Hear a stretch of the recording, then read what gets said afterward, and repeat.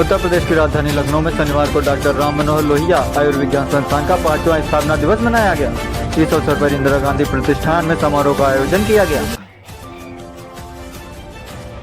इसमें मुख्यमंत्री योगी आदित्यनाथ, उप मुख्यमंत्री ब्रजेश पाठक, स्वास्थ्य राज्य मंत्री मयंकेश्वर शरण सिंह और प्रमुख सचिव स्वास्थ्य पार्थ सारथी सेन शर्मा शामिल हुए। इस मौके पर सीएम योगी आदित्यनाथ ने उत्कृष्ट कार्य करने वाले डॉक्टरों को सम्मानित किया। लोगों को संबोधित करते हुए सीएम ने कहा कि डॉक्टरों का व्यवहार मरीजों के लिए काफी अहम होता है। गरीब परिवारों के प्रति आपकी संवेदना होनी चाहिए। अस्पताल में मरीजों को स्ट्रेचर मिल जाए, वार्ड बॉय उनकी मदद करे। सीएम योगी ने आगे कहा कि यदि किसी गरीब परिवार के किसी व्यक्ति का दुखद मौत हो जाती है तो संस्थान के वाहन से शव उसके घर तक पहुंचा दें। हमारे पास वाहन नहीं है तो संस्थान एक वाहन खरीद ले। निजी एम्बुलेंस जो मरीजों को निजी अस्पताल ले जाती है, इस पर रोक लगनी चाहिए। पेशेवर ब्लड डोनेशन करने वाले लोग मरीजों के स्वास्थ्य के साथ खिलवाड़ करते हैं, इस पर भी रोक लगनी चाहिए। इस अवसर पर उप मुख्यमंत्री ब्रजेश पाठक ने कहा कि लोहिया संस्थान के विस्तार के लिए दूरदर्शन से बात चल रही है। वो जमीन मिलने से यहाँ का विस्तार हो सकेगा। यह जमीन संस्थान के पास ही उपलब्ध है। आगे सीएम योगी आदित्यनाथ ने क्या कहा, आपको सुनाते हैं। इस मौके पर सीएम योगी ने उत्कृष्ट कार्य करने वाले डॉक्टरों को सम्मानित भी किया।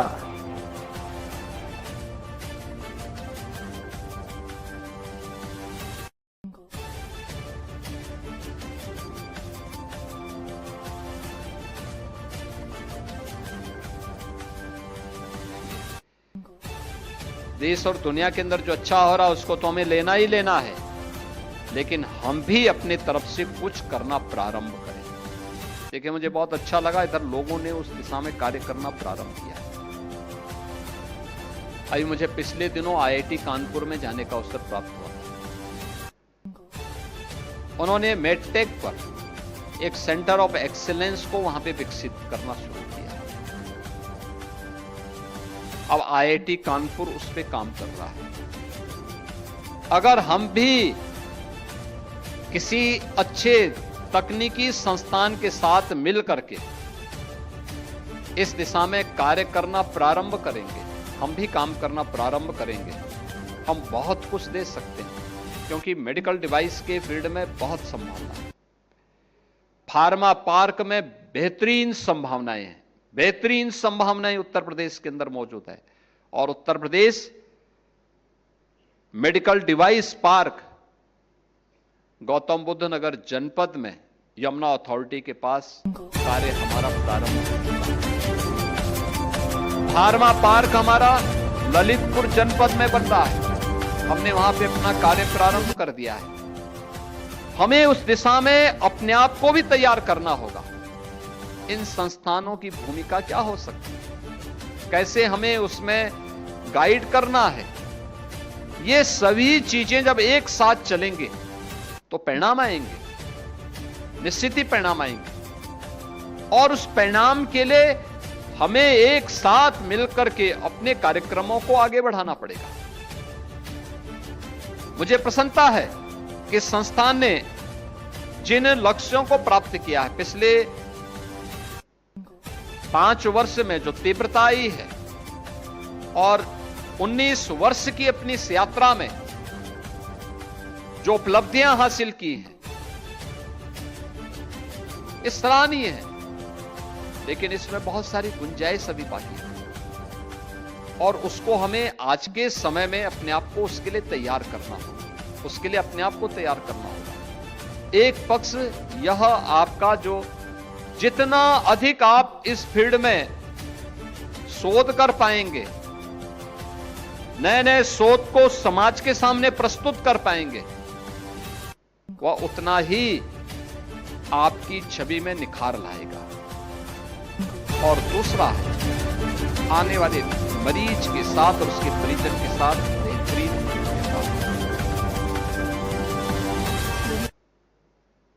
देखिए, हम मानते हैं जब कोई मरीज आता है उसको बहुत पता नहीं होता, क्योंकि वह तब मनुष्य बीमार केवल शारीरिक रूप से नहीं होता है। शरीर की एक पीड़ा उसको मानसिक रूप से भी और आंतरिक रूप से भी कमजोर करती है, तो कहीं न कहीं वह प्रतिक्रिया आवेश और गुस्से के रूप में सामने देखने को मिलेगा।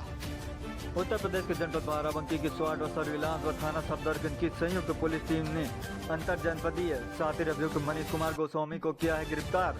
कब्जे से छीने हुए चोरी के 11 मोबाइल, 17,000 रुपए नकद, ज्वेलरी व मोटरसाइकिल बरामद। नकदी ज्वेलरी व मोटरसाइकिल की बरामदी के संबंध में अपर पुलिस अधीक्षक पिछले कुछ दिनों में जनपद बाराबंकी में कुछ घटनाएं घटित हुई थी, जिनमें ई रिक्शा या ऑटो रिक्शा से जा रही महिलाओं का बैग, चैन या मोबाइल छीन करके भाग जाने की घटनाएं घटित हुई थी। ये घटनाएं अलग अलग थाना क्षेत्रों में हुई थी।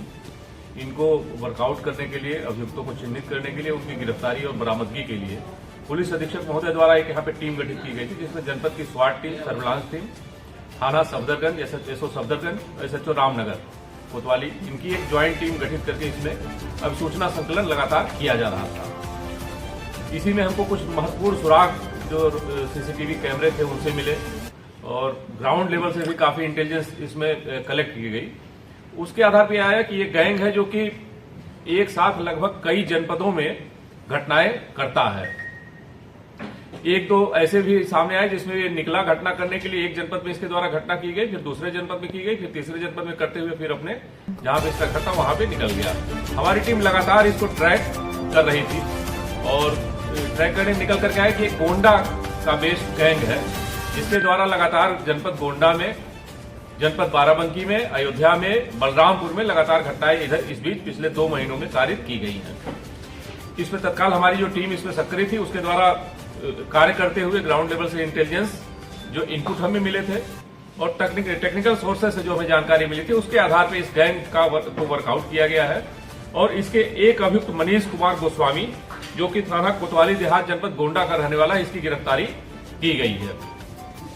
इसके कब्जे से एक तमंचा, कारतूस, एक अपाचे मोटरसाइकिल, सफेद अपाचे से कई घटनाएं यहाँ पे कारित की गई थी। रामनगर क्षेत्र में एक घटना सफेद अपाचे मोटरसाइकिल से हुई थी, मसौली में एक घटना हुई थी, सफदरगंज में एक घटना हुई थी। बाकी दूसरे जनपदों से जब आपस में सूचनाओं को परस्पर साझा किया गया तो उसमें भी कई घटनाओं का जानकारी हुई, जिसमें इसी मोटरसाइकिल से घटनाएं इसके द्वारा कारित की गई थी और 11 मोबाइल फोन इसके पास से बरामद हुए, जो कि अलग अलग घटनाओं में इसके द्वारा महिलाओं से छीने गए हैं। मोस्टली महिलाओं को ही टारगेट करता था, जो कि ई रिक्शा या ऑटो रिक्शा से जा रही होती थी। 11 जो मोबाइल मिले हैं, इसमें से लगभग 6 मोबाइल जनपद गोंडा की घटनाओं के लूटे हुए हैं, कुछ इसमें मोबाइल फोन जनपद बलरामपुर की घटनाओं से लूटे हुए हैं। बाकी शेष मोबाइल फोन जनपद बाराबंकी के अलग अलग थाना क्षेत्रों, थाना कोतवाली, थाना सफदरगंज, थाना रामनगर, थाना मसौली की घटनाओं से संबंधित हैं। इसके अतिरिक्त इसके पास से कुछ ज्वेलरी भी मिली है, जो कि जिन महिलाओं का बैग छीन करके ले जाता था, उन बैग में भी ज्वेलरी मिलती थी। एक तो चैन स्नैचिंग की घटनाएं भी इसके द्वारा कारित की गई थी। ये इस गैंग से संबंधित कुछ अन्य युवक कल जनपद गोंडा में गिरफ्तार हुए थे। एक पुलिस मुठभेड़ में दो अभियुक्तों को गिरफ्तार किया गया था। हमारी टीम इनसे लगातार बातचीत पूछताछ कर रही है, इनके पूरे गैंग के बारे में, इनके साथ अलग अलग और भी लोग जो इन घटनाओं में सम्मिलित रहे हैं, उनके संबंध में विस्तृत और गहन जानकारी की जा रही है। आगे जो तथ्य प्राप्त होंगे उसके आधार पर विधिक कार्रवाई की जाएगी।